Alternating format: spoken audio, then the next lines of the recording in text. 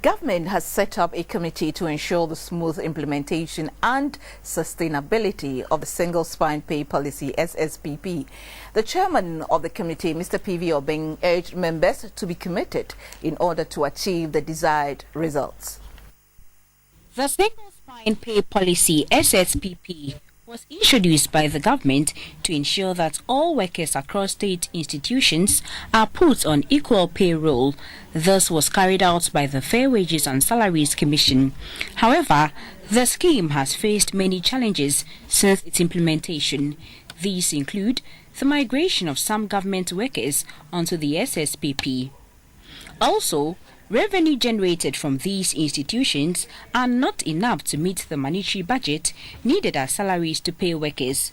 This has led to a drain on government coffers. This trend led today's crunch meeting by those involved at the implementation stage of the policy at all earlier this month.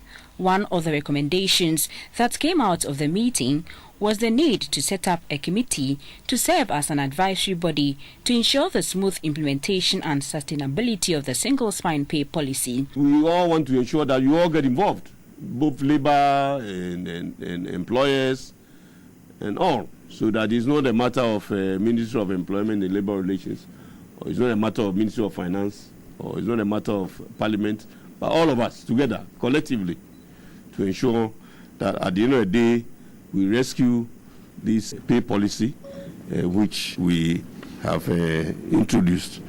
The chairman of the committee, Mr. P.V Obeng, who inaugurated the committee, said there is an urgent need for government institutions to be productive and generate more revenue.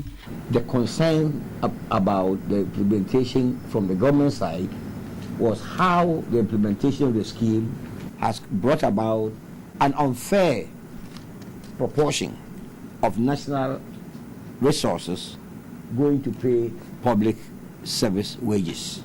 If much of your income is expended on consumption, leaving barely nothing for investment, then that country cannot be sustainable. The 16-member committee is made up of representatives of heads of departments at the Ministry of Finance, Fair Wages and Salaries Commission, Ministry of Employment and Labor Relations, Trades Union Congress and Parliament, among others. According to the chairman of the committee, all government workers are likely to be migrated onto the single spine policy by the end of October this year.